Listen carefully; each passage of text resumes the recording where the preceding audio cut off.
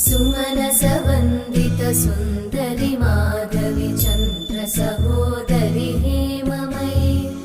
मुनिगणवन्दित मोक्षप्रदायिनि मञ्जुळभाषिणि वेदनुते